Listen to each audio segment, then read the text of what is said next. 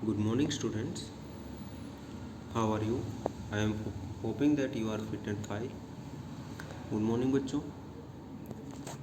आज हम अपना एक चैप्टर कर रहे हैं जो बीच में हमारा छूट गया था, द मुगल एम्पायर, मुगल साम्राज्य। रूलिंग, इस चैप्टर में हम पढ़ेंगे उन शासकों के बारे में जिन्होंने अंग्रेज़ों से पहले भारत पर अपना अधिकार कर रखा था, जिन्होंने अपना शासन चलाया हुआ था। तो उनमें जो मुख्य शासक थे वो मुगल शासक थे। आज हम उनके बारे में पढ़ेंगे। भाई, मुगल शासक कौन थे, उन्होंने कैसे हमारे पे शासन किया और उनमें कौन कौन शासक थे। चलिए शुरुआत करते हैं। Let's start. Ruling as large a territory as the Indian subcontinent with such a diversity of people and cultures was an extremely difficult task for any ruler to accomplish in the Middle Ages. मध्य युग की बात कर रहे हैं, middle edges. मध्य युग में भारत जो सब कॉन्टिनेंट है, उपमहाद्वीप है,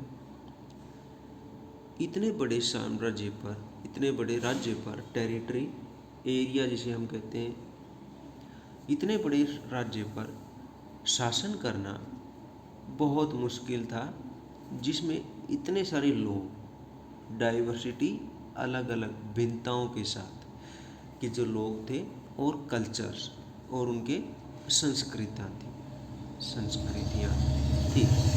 difficult task, extremely difficult task, बहुत ही मुश्किल काम था। टू अकम्प्लिश, स्थापित करना, बनाए रखना।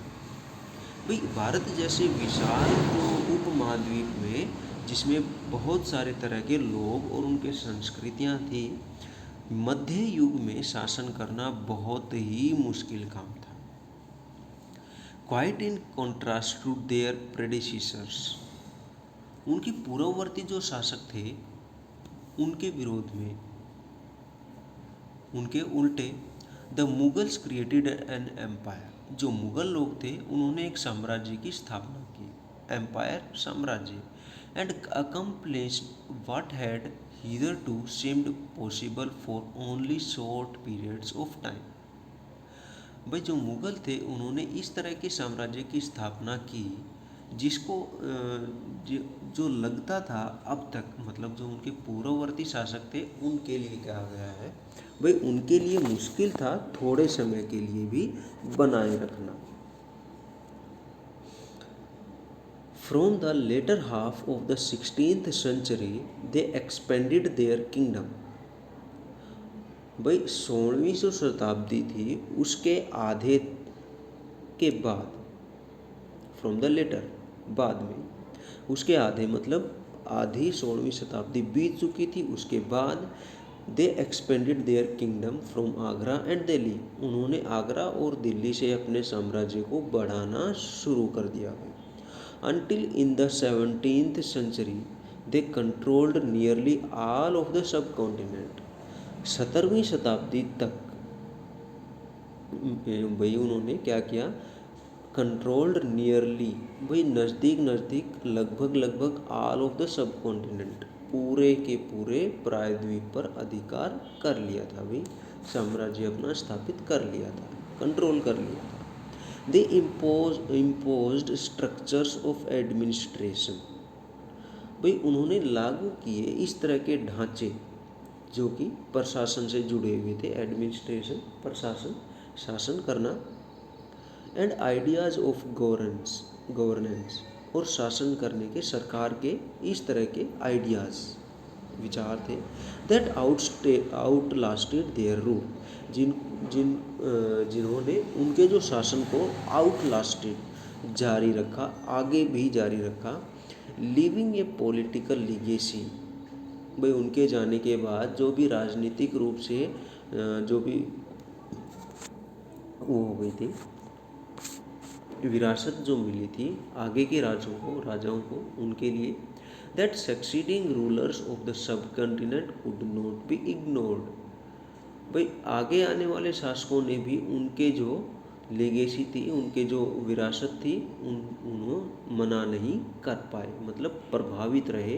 उनकी जो लागू की गई पॉलिसीज़ थी, आइडियाज़ थे, वो स्ट्रक्चर्स थे, वो आगे भी चलते रहे।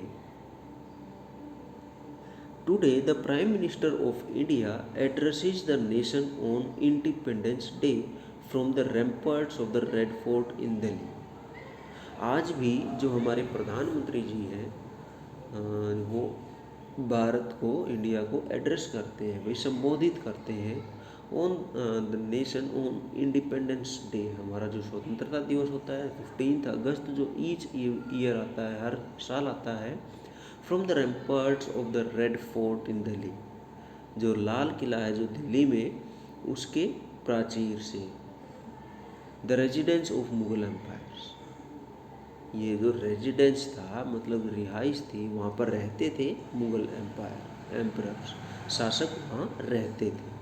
आज भी मुगल शासक जहाँ रहते थे, उस लाल किले की प्राचीर से भारत के प्रधानमंत्री हर साल 15 अगस्त पर, हमारे स्वतंत्रता दिवस पर, पूरे देश को संबोधित करते हैं। ये रेड फोर्ट है जहाँ जो मुगल साम्राज्य के जो राजा थे वो यहाँ रहते थे, और भारत के जो प्रधानमंत्री हैं वो आज भी इस लाल किले से पूरे देश को संबोधित करते हैं।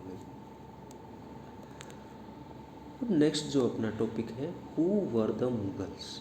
मुगल कौन थे भाई? The Mughals were descendants of two great lineages of rulers. अब जो मुगल थे वो वंशज थे भाई, वंशज बाद के लोग जो जन्म लेते हैं बाद के, जैसे हम अपने पूर्वजों के, हमारे दादा, हमारे पिताजी, इनके डिसेंडेंट्स हैं। ऑफ टू ग्रेट lineages, दो वंशों के वंशज हैं भाई, थे भाई। फ्रॉम देयर मदर साइड, उनकी माँ की तरफ से, मतलब उनके नाना की तरफ से, जो देवर डिसेंडेंट्स, वो वंशज थे ऑफ चंगेज़ खान, चंगेज़ खां के, चंगेज़ खां जिसे कहते हैं हम लोग, और जो जिनकी मृत्यु हुई थी 1227 में। The Mongol ruler who ruled over parts of China and central Asia. ये मंगोल शासक थे जो चंगेज़ खान थे, वो जो शासक थे उन्होंने शासन किया था चीन और मध्य एशिया पर। फ्रॉम देयर फादर साइड, और उनके पितृपक्ष की तरफ से, मतलब उनके पिताजी की तरफ से, they were the successors of Timur. वो किसकी तरफ से थे? वो किसके सक्सेसर थे, वंशज थे? तिमूर के। डाइड 1404, जो कि 1404 में जिनकी मृत्यु हुई थी। The ruler of Iran, Iraq and modern day Turkey, जो कि शासन करते थे ईरान, इराक और आज के तुर्की पर। तैमूर जो शासक हुए हैं, वो ईरान, इराक और तुर्की पर शासन करते थे, और ये थे उनके पिताजी की तरफ से। और जो चंगेज़ खां थे, जो कि चीन और मध्य एशिया पर शासन करते थे, वो थे उसकी माँ की तरफ से, मतलब उनके नाना की तरफ से। However, the Mughals did not like to be called Mughal और मंगोल। लेकिन जो मुगल थे वो अपने आप को मंगोल या मुगल कहलवाना पसंद नहीं करते थे। This was because Genghis Khan's memory was associated with the massacre of innumerable people. और ये ऐसा इसलिए था क्योंकि जो चंगेज़ खां जो महाराज थे, उनको जोड़ा जाता है उन यादों के सहारे जो कि इन्यूमरेबल, असंख्य लोगों के मैसेकर, नरसंहार किया गया था। चंगेज़ खां को कहा जाता है भाई इतिहास में बहुत ही क्रूर शासक माना जाता है, जिसने बहुत से असंख्य लोगों को मौत के घाट उतारे थे। इसलिए जो मुगल थे वो नहीं चाहते थे कि भी चंगेज़ खां का नाम उनके साथ जुड़े और वो अपने आप को मुगल कहलवाएं या मंगोल कहलाएं। It was also linked with the Uzbeks, और ये उज़्बेक से भी जुड़े हुए थे। देयर मंगोल कंपिटिटर, उनके मंगोल कंपिटिटर थे, विरोधी थे। On the other hand the Mughals were proud of their Timurid ancestry. लेकिन दूसरी तरफ जो मुग़ल थे वो गर्व महसूस करते थे जब वो कहे जाते थे कि वो तैमूर के वंश हैं, वो तैमूर के वंश से हैं, तो ये बात सुन के उनको गर्व का महसूस होता था। लेकिन चंगेज़ खां के नाम से उनको बिल्कुल भी ऐसा नहीं होता था।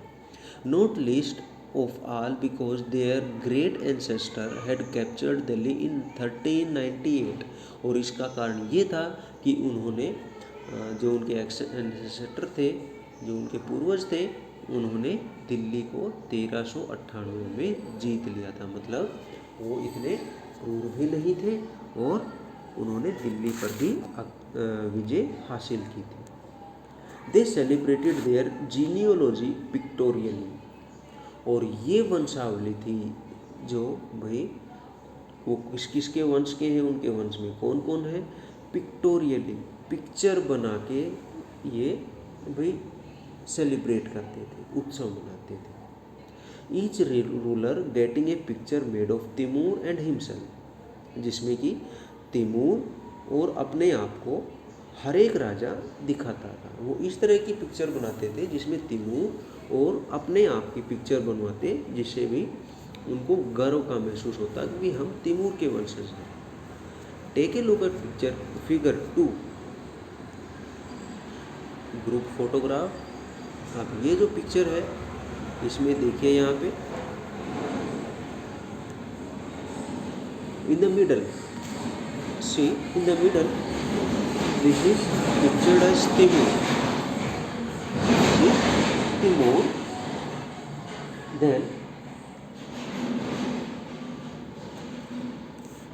इसके राइट साइड में यहाँ से मीरा शाह है,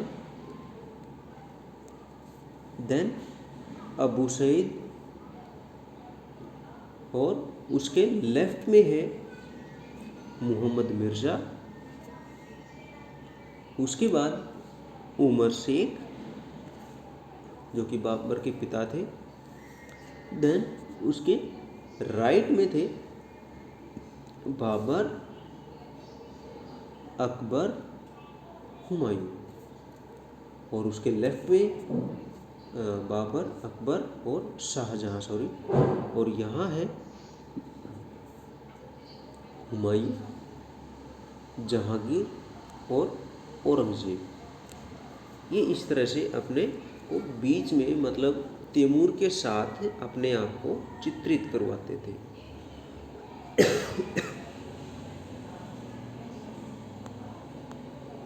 मुग़ल मिलिट्री कैंपेन्स। अब देखिए भाई, जो मुग़ल थे उन्होंने अपनी सेना को कहाँ कहाँ भेजा और उन्हें कहाँ कहाँ के अभियान चलाए गए, सैन्य अभियान। Babur the first Mughal emperor, Babur जिसे हम कहते हैं भाई मुग़ल एम्परर, जो पहले मुग़ल शासक थे भाई, बाबर को कहा जाता है कि भारत में, इंडिया में भाई अगर मुग़ल साम्राज्य की नींव रखी वो थे बाबर। उन्होंने शासन किया 1526 से 1530 के बीच में। Succeeded to the throne of Fergana in 1494। भाई उन्हें हासिल में हुई जीत हासिल हुई, फरगना जो राज्य था उस पर जीत हासिल हुई उनको 1494 में। When he was only 12 years old, जबकि उनकी उम्र थी वो सिर्फ 12 साल की थी 1494 में। He was forced to leave his ancestral throne due to the invasion of another Mughal group, the Uzbeks. जो दूसरे मंगोल ग्रुप थे उज़्बेक, जो कि उनके प्रतिद्वंदी थे भाई, उनके द्वारा जो आक्रमण किए गए, युद्ध किए गए उनके ऊपर, उसके कारण जो बाबर थे उन्हें अपने एंसेस्ट्रल थ्रोन, जो उनका पैतृक जो मुकुट था, सिंहासन था, उसको छोड़ना पड़ा था। After years of wandering he seized Kabul in 1504। बहुत सालों तक घूमते हुए, भटकते हुए, लास्ट में उन्होंने 1504 में काबुल को जीत लिया, अधिकार कर लिया काबुल पर। इन 1526 ही defeated the sultan of Delhi. 1526 में उन्होंने दिल्ली का जो सुल्तान था उनको हरा दिया था, और दिल्ली जीत ली थी, जो कि शासन कर रहे थे Ibrahim Lodi at Panipat and captured Delhi and Agra. Ibrahim Lodi को पानीपत की जगह 1526 में एक युद्ध करके बाबर ने दिल्ली और आगरा को जीत लिया था। अब table 1 chart some of the major campaigns of Mughals. Study it carefully and see if you can notice any long term patterns. Table 1 जो है नेक्स्ट पेज पे, ये है टेबल 1। अब इसमें सारा कुछ दिया हुआ है भाई, कौन कौन महाराज हुए हैं मुगलों के, उन्होंने कब कब सैन्य अभियान किए थे, उनके साथ क्या हुआ था, तो ये ध्यान से पढ़िए। You will notice, for example, that the Afghans were an immediate threat to Mughal authority. भाई हम पढ़ेंगे देखेंगे भाई इस टेबल में कि जो अफ़गान शासक थे वो उनके लिए बहुत बड़ी चुनौती थे उस समय। Note the relationship between the Mughals and Ahoms. अब यहाँ पे देखना है भाई, अहोम जो राजा हुए हैं मुग़लों की तरह भारत में, वो और मुग़लों के बीच में कैसा रिश्ता था। सिक्स मेवाड़ एंड मारवाड़, मेवाड़ और मारवाड़ के जो क्षेत्र थे उनके साथ और सिखों के साथ उनके संबंध कैसे थे। How was Humayun's relationship with Safavid Iran different from Akbar's. भाई अकबर के साथ जो सफाविद खान के जो संबंध थे उनसे किस तरह से हुमायूं के संबंध अलग थे। Did the annexation of Golconda and Bijapur in Aurangzeb's reign and hostilities in the Deccan। भाई annexation of Golconda and Bijapur, Golconda और बीजापुर जो कि भारत के दक्षिण के जो साम्राज्य थे उनके जो अधिग्रहण, एनेक्सेशन अधिग्रहण जिसे कहते हैं भाई, मिला लेना अपने में, भाई किस तरह उन्होंने क्या किया भाई, एंड किया, जो उनकी आपस में दुश्मनी थी उनको एंड किया, ख़त्म किया क्या या नहीं किया। अब यहाँ एक पिक्चर है और इस पिक्चर में दिखाया गया है भाई मुगल सेना। Cannons one an important addition. जो कैनन था, तोपखाना था भाई, तोपें एक इम्पोर्टेंट एडिशन थी भाई, बहुत ही ज़रूरी जोड़ी चीज़ें थी जो जोड़ी गई थी 16th सेंचुरी वारफेयर, 16वीं शताब्दी में जो भी युद्ध हुए थे। Babur use them effectively in the first battle of Panipat, और इनका बाबर ने यूज किया था पानीपत की लड़ाई में। Gunpowder technology was brought to India for warfare in 14th century. जो तोपखाने का जो पाउडर था जिसे गोला बारूद कहा जाता है, उस तकनीक का यूज किया गया था भाई 14वीं शताब्दी के युद्धों में। Firearms were used for the first time in regions such as Gujarat, Malwa, Deccan and was used by Babur in early 16th century. 16वीं शताब्दी में और मालवा, गुजरात, दक्कन के जो युद्ध हुए हैं उनमें अलग अलग में भाई फायर आर्म का अच्छे से यूज़ किया गया भाई। अब यहाँ पे देखिए टेबल 1 है जिसमें मुग़ल शासकों की वंशावली दी गई है भाई, उनके साथ क्या हुआ, उन्होंने क्या किया। तो चलिए देखते हैं भाई मेजर कैंपेन्स एंड इवेंट्स, मुख्य घटनाएं भाई और अभियान मुग़लों द्वारा जो छेड़े गए थे। सबसे पहले बात करते हैं बाबर की, जिन्हें हम भारत में मुग़ल शासन की नींव माना जाता है। 1526 में क्या हुआ था। Defeated Ibrahim Lodi and his Afghan supporters at Panipat. उन्होंने अफगान सपोर्टर्स, अफगान जो शासक थे वो उन्होंने सपोर्ट किया था भाई इब्राहिम लोदी को। इन दोनों की सेनाओं को मिलके बाबर ने हरा दिया था पानीपत के युद्ध में। 1527 defeated Rana Sanga Rajput rulers and allies at Khanwa. अब खनवा जो युद्ध हुआ था 1527 में, उसमें राणा सांगा जो कि राजपूत राजा थे और उनकी जो साथी सेनाएं थी उनको हरा दिया था भाई बाबर ने। 1528 में defeated the Rajput at Chanderi का युद्ध हुआ था राजपूत और बाबर के बीच में, तो उसमें राजपूतों की हार हुई थी। Established control over Agra and Delhi before his death, और तब तक दिल्ली और आगरा पर उन्होंने शासन अपना कर लिया था। अब उसके बाद आए भाई हुमायूं, बाबर के बाद आए Humayun 1530 to 1540 and next was 1555 to 1556।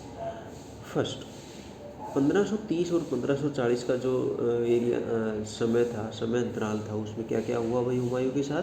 Humayun divided the inheritance according to the will of his father. उसके जो पिताजी थे, बाबर जो उसके पिताजी थे, ये भाई उन्होंने उनके पिताजी की जो वसीयत थी उसके अनुसार अपने राज्य को बांट दिया था।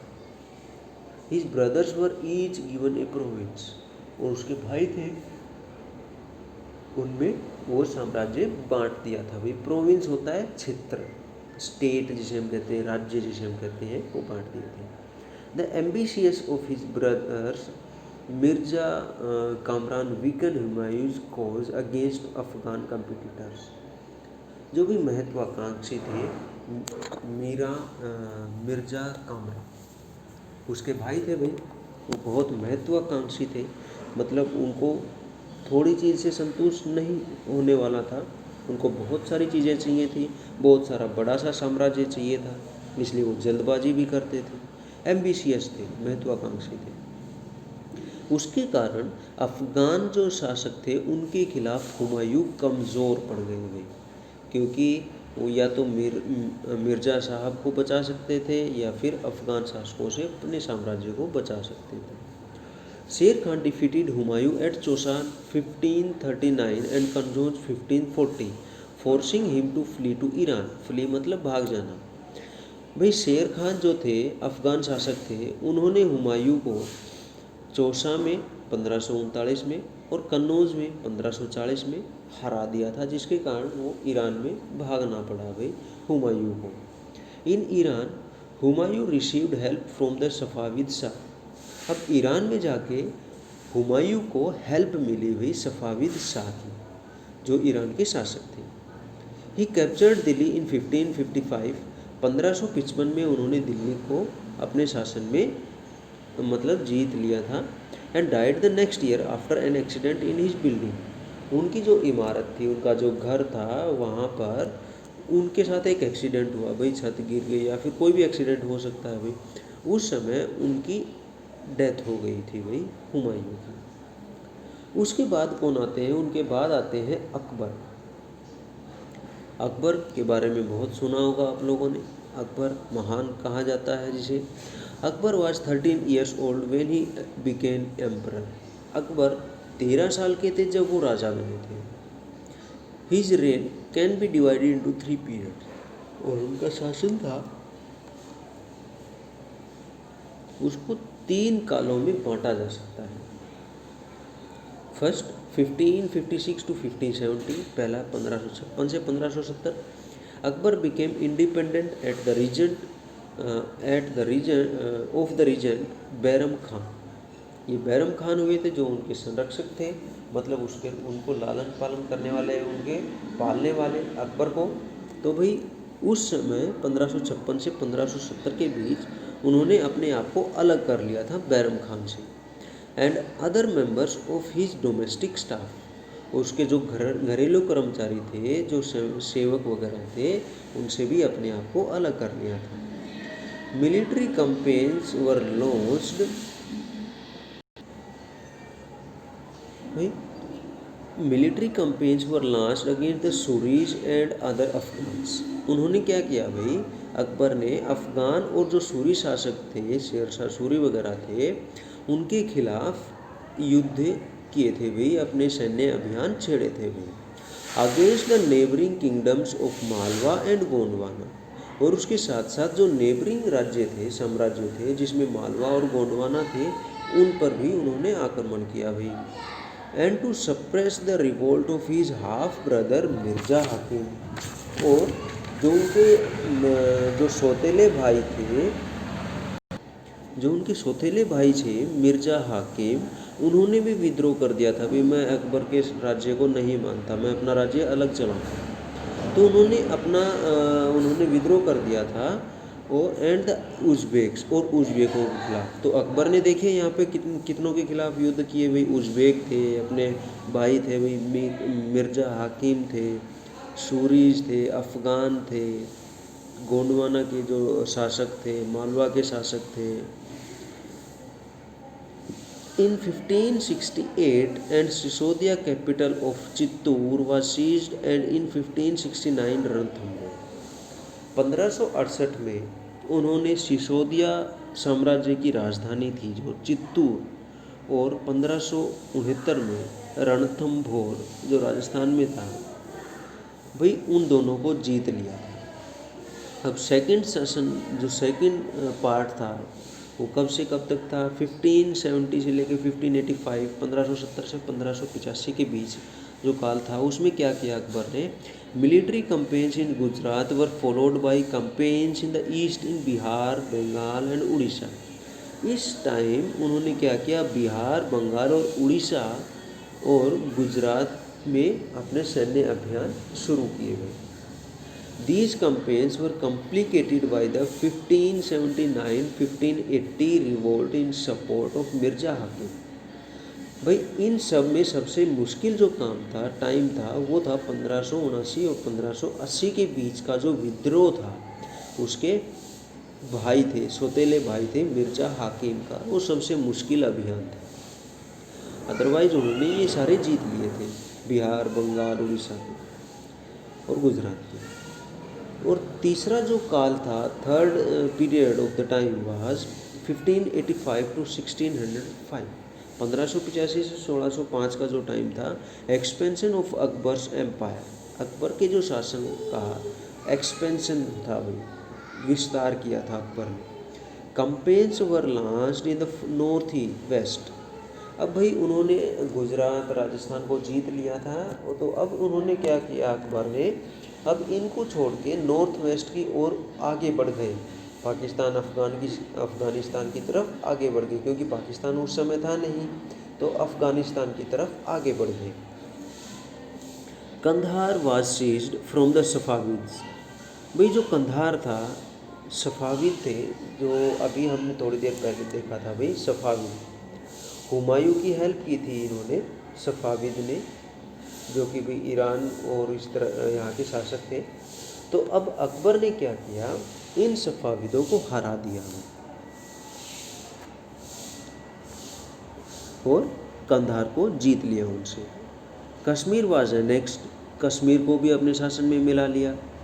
And as also Kabul after the death of Mirza Hakim. Mirza हाकिम जो कि काबुल के शासक थे, उनकी मौत के बाद, उनकी मृत्यु के बाद काबुल को भी मिला लिया। Campaigns in the Deccan started and Berar, Khandesh and parts of Ahmadnagar one annexed. और उसके बाद जो अभियान चलाए उसमें दक्कन मतलब दक्षिण भारत के बरार, खानदेश और अहमदनगर साम्राज्य के हिस्सों को भी अपने में जोड़ लिया भाई, मिला लिया। इन the last years of his rain Akbar was distracted मतलब लड़खड़ाना भाई, थोड़ा सा कमज़ोर पड़ना, बाय द रिबेलियन विद्रोह of Prince Salim the future emperor Jahangir. जो भविष्य के जो राजा थे प्रिंस सलीम, जो प्रिंस थे मतलब राजकुमार सलीम थे, उन्होंने विद्रोह कर दिया था भाई। उसके कारण जो अकबर थे वो थोड़े लड़खड़ा गए थे, कमज़ोर पड़ गए थे। इसके बाद आए भी जहांगीर वही सलीम जिन्होंने विद्रोह कर दिया था, अकबर के बेटे। 1605 टू 1627, 1605 से 1627 के बीच उनका शासन था। Military campaign started by Akbar continue. अब उन्होंने क्या किया, जहांगीर ने जो भी अकबर के द्वारा जो भी सैन्य अभियान छेड़े गए थे उनको जारी रखा भाई, उनको रोका नहीं। The Sisodia ruler of Mewar, Amar Singh एक राजा थे भाई मेवाड़ के, राजस्थान जो एरिया है वहाँ, वो सिसोदिया साम्राज्य में थे। एक्सेप्टेड मुगल सर्विसेज, भाई उन्होंने बिना लड़ाई के ही मान लिया भाई मुगल शासकों के अधीन होना। Less successful campaigns against the Sikhs, less successful, और इतने ज़्यादा सक्सेसफुल नहीं हुए, इतने ज़्यादा जीते नहीं उन्होंने भाई जो सिखों के खिलाफ अहोम एंड अहमदनगर फॉलो, ये तीनों जो साम्राज्य थे, सिख, अहोम और अहमदनगर थे, इनके खिलाफ जो लड़ाइयाँ लड़ी उनमें ज़्यादा कुछ विजेता उनको जीत नहीं मिली। Prince Khurram the future emperor Shahjahan, अब भाई ये जो खुर्रम थे, प्रिंस थे, राजकुमार थे भाई, जो आगे चलकर शाहजहाँ के नाम से प्रसिद्ध हुए, rebelled in the last years of his reign, भाई उनके शासन के आखिरी के सालों में उन्होंने विद्रोह कर दिया, किसने? शाहजहाँ ने। The efforts of Nurjahan, Jahangir's wife, to marginalise him were unsuccessful, अब जो जहांगीर की जो पत्नी थी भाई नूरजहाँ, उन्होंने कोशिश की ये जो शाहजहाँ था उसको एक तरफ करने की, उनको मनाने की, एक तरफ करने की, भाई मान जाओ ऐसा नहीं करते, लेकिन वो सफल नहीं हो पाई। उसके बाद भाई कौन आते हैं? शाहजहाँ। 1627 टू 1658, 1627 से लेके 1658 के बीच शाहजहाँ का शासन आया। Mughal campaigns continued in the Deccan under Shahjahan, दक्षिणी भारत में मुगल जो सैन्य अभियान थे वो चालू रहे, जारी रखे गए शाहजहाँ ने। द अफगान नोबल खान जहान Lodi rebelled and was defeated, Afghan शासक थे भाई एक, नोबल का मतलब अच्छे लोग जिसे हम कहते हैं भाई, कुलीन लोग जिसे हम कहते हैं, तो भाई उन्होंने रिबेलियन कर दिया, मतलब विद्रोह कर दिया, एंड डिफीटेड, और हार गए। कैंपेन्स वर लॉन्च्ड अगेन अहमदनगर, अब अहमदनगर साम्राज्य था उनके खिलाफ भी उन्होंने अभियान चलाए। The Bundelas were defeated and Orchha seized, Bundela जो राजा थे वो भी हार गए, और ओरछा जो राजा थे उनको भी अधिग्रहित कर लिया गया, उनको भी जीत लिया गया। इन द नॉर्थ वेस्ट, उत्तर पश्चिम में, the campaign to seize Balkh from the Uzbeks was unsuccessful, उत्तर पश्चिम में बल्ख जो साम्राज्य था उसको जीतना था भाई उनको, शाहजहाँ को, उज़्बेकों से, जो कि जिसमें वो सफल नहीं हो पाए। And Kandahar was lost to the Safavids, और जो कंधार था वो सफाविद ले गए भाई। In 1632 Ahmadnagar was finally annexed, 1632 में अहमदनगर को आखिर में जीत लिया गया भाई, बड़ी लंबी लड़ाइयों के बाद जीत लिया गया। And the Bijapur forces sued for peace, और जो बीजापुर साम्राज्य था, जो सेनाएं थी, उन्होंने शांति की मांग की, भाई हम और नहीं लड़ सकते, अब हमें शांति चाहिए। In 1657 to 1658 there was conflict over succession amongst Shahjahan sons, 1657-1658 के बीच शाहजहाँ के जो बेटे थे उनमें आपस में भाई उत्तराधिकार को लेके लड़ाइयाँ होने लगी भाई, मैं बड़ा हूँ, ये साम्राज्य मेरा है, ये अधिकार मेरा है, इस पे लेके। औरंगजेब वाज विक्टोरियस, इसमें जीता कौन? औरंगजेब।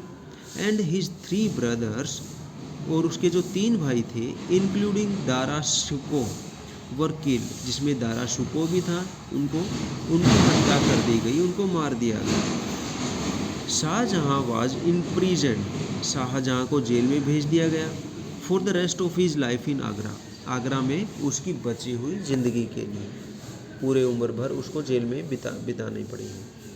औरंगजेब, अब औरंगजेब आए भाई, शाहजहाँ के बेटे, जो कि जीते थे तीनों भाइयों में। इन the north east the Ahoms were defeated in 1663, north east में 1663 में अहोम हरा दिए गए भाई, बट रिबेल्ड अगेन इन 1660, लेकिन उन्होंने दोबारा से विद्रोह कर दिया, किसने? अहोम ने, 1680 में। Campaigns in the north waste against the Yousafzai and the Sikhs were temporarily successful, भाई नॉर्थ वेस्ट में यूसुफजई और जो सिख थे उनके खिलाफ जो अभियान छेड़े गए, उसमें थोड़े समय के लिए उनको जीत मिली, किसे? औरंगजेब को। Mughal intervention in the succession, जो हस्तक्षेप था मुगलों का in the succession and internal politics of the Rathore Rajput of Marwar led to their rebellion. भाई क्योंकि मुगल थे वो चाहते थे जो मारवाड़ थे उनको भी जीतना, जो राजपूत राजा थे उनके शासन में हस्तक्षेप करना। तो भाई उन्होंने भी मुगलों के खिलाफ विद्रोह कर दिया। किसने? मारवाड़ ने। राठौड़ जो राजपूत थे उन्होंने। Campaigns against the Maratha chieftain Shivaji were initially successful. जो मराठा जो थे, महाराष्ट्र के जो मराठा थे, उनके जो सेनापति थे भाई सेनाध्यक्ष थे भाई शिवाजी के बारे में तो काफ़ी सुना होगा भाई। उनके खिलाफ जो उन्होंने एक अभियान चलाया वो शुरुआत में तो सफल हुए, but Aurangzeb insulted Shivaji who escaped from Agra. लेकिन औरंगजेब ने शिवाजी की क्या किया भी, इंसल्ट कर दी, अपमान कर दिया, जिसके कारण शिवाजी आगरा से भाग गए। declared himself an independent king and resumed his campaigns against the Mughals। और आगरा से छूटने के बाद, आगरा से भागने के बाद अपने आप को स्वतंत्र शासक घोषित कर दिया। भाई मैं आज़ाद हूँ, मेरे ऊपर किसी का कोई शासन नहीं है। एंड रिज्यूम्ड, जारी रखा, इस कंपेन्स अभियान अगेंस्ट द मुगल, मुगलों के खिलाफ अपने अभियान जारी रखे। किसने? शिवाजी ने। Prince Akbar rebelled against Aurangzeb. और जो भाई प्रिंस अकबर थे भाई, उन्होंने औरंगजेब के खिलाफ अपने अभियान मतलब जो रिबेलियन कर दिया, विद्रोह कर दिया। And received support from Maratha. और यहाँ देखो मराठाओं की भी साथ उनको मिल गया भाई। एंड दक्कन सल्तनत, और दक्षिण के सुल्तानों का। He finally fled to Safavid Iran. और आखिर में वो कहाँ भाग गए? वो सफाविद शाह के पास भाग गए, जो कि ईरान के शासक थे। After Akbar's rebellion Aurangzeb sent armies against the Deccan सल्तनत।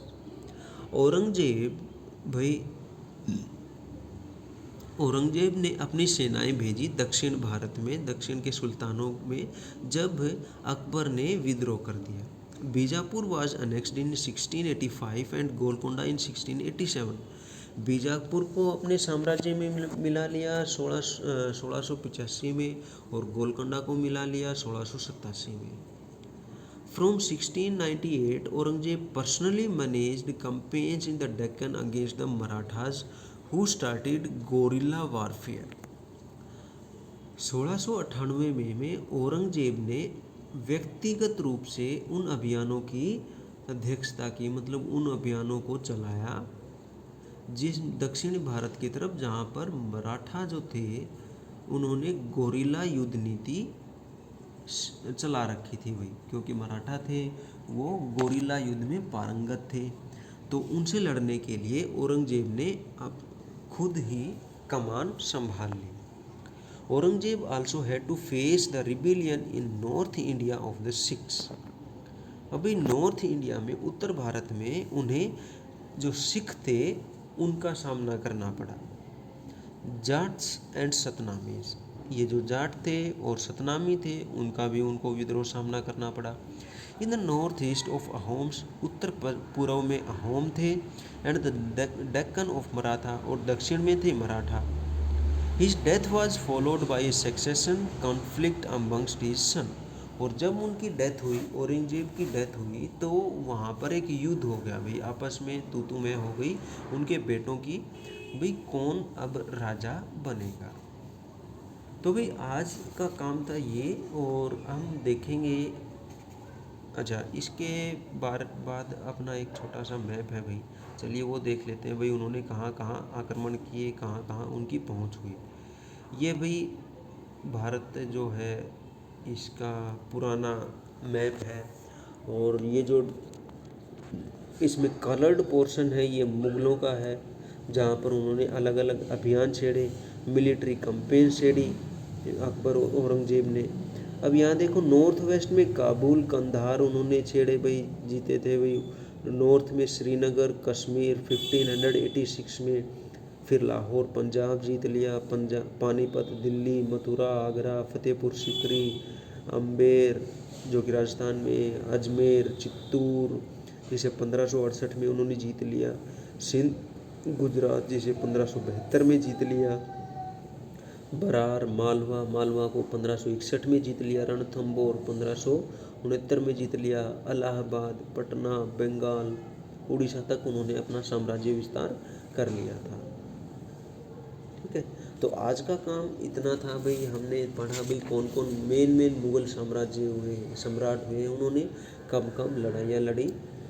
और अब अगले मीटिंग में हम करेंगे भी मुगल ट्रेडिशंस ऑफ सक्सेशन, और उसके बाद अकबर और उसके बारे में और उनके शासन में क्या क्या हुआ था उसके बारे में हम अगले मीटिंग में देखेंगे। तो आशा है आप लोगों को समझ में आ गया होगा। अगर नहीं समझ में आया तो you can contact me directly. We will meet in next session. Till then, bye bye and have a good day.